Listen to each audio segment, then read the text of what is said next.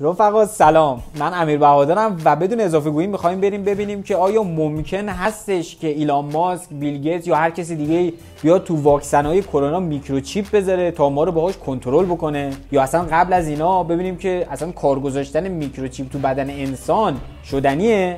خب بله، کارگزاری این ایمپلنت های میکروچیپ کاریه که داره الان انجام میشه و این ایمپلنت ها مدل ها و کاربردهای متفاوتی داره. مثلا شما از مانیتور کردن ضربان قلب، ثبت اطلاعات مهمی مثل گروه خونی یا حساسیت های دارویی روی این ایمپلنت ها برای مواقع اورژانسی در حوزه پزشکی بگیر، تا باز کردن درهای ورودی، خرید کردن از این وندینگ ماشین ها، یا حتی کارگزاری این میکروچیپ ها روی حیوانات خونگی یا کودکان که زمانی که گم شدن بتونیم ببینیم کجان، بریم پیداشون بکنیم. حالا کارگزاری ایمپلنت ها اینجوریه که اینا میان یا به صورت زیرپوستی اینو میذارن یا میان توی کمر یا رو دست، میان با عملهای جراحی اینا رو میکنن. ایلان ماسک سال 2019 اومد یه طرحی رونمایی کرد، گفت ما میایم جمجمه شما رو میشکافیم، رو مغز یه دونه از این میکروچیپ ها میذاریم، دیگه اینجوری شما یه هوش مصنوعی با خودت همیشه داری.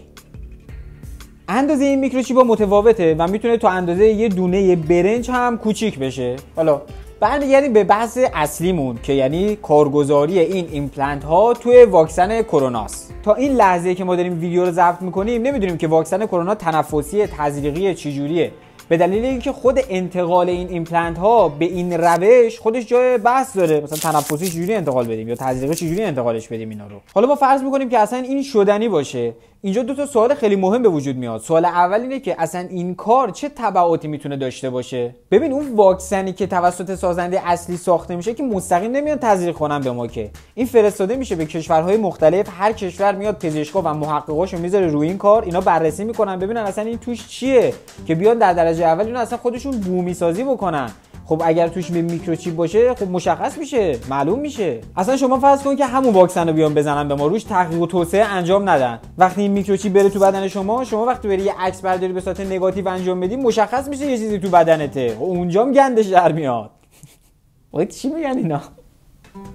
یارو اومده ویروس رو درست کرده، واکسنش رو درست کرده، میکروچیپ رو درست کرده، کلی فکر کرده چجوری اینو بکنه تو بدن ما که بعد اینجوری معلوم بشه، مشخص بشه. آخه منطقیه؟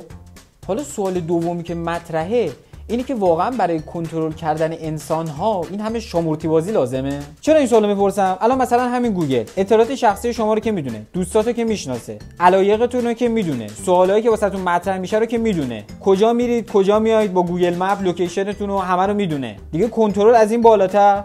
تازه همه اینا رو با اختیار شخصی خودمون میایم در اختیارش قرار میدیم. خب خیلی راحت میتونه بیاد به ما جهت‌دهی فکری کنه، رسانه‌ام که از اون طرف. البته اینم بگم ما نمیخوایم بگیم تئوری توطئه واسه گوگل بچینیم، اتفاقا شرکت خیلی خوبیه، خدمات زیادی هم واسه بشر انجام داده. ما داریم میگیم این راه که راه راحت تریه، واسه چی بریم همه هزینه بکنیم بیایم تو واکسن یه میکروچیپ بذاریم؟ آخه منطقی نیست. در کل این بحثایی که میگن واکسن نزنید، من یاد اون بابایی میندازه که اومد گفت آی ملت بیاید واکسن بزنید، یه سری میگفتن نه خیر، شیطان درتون رخنه میکنه.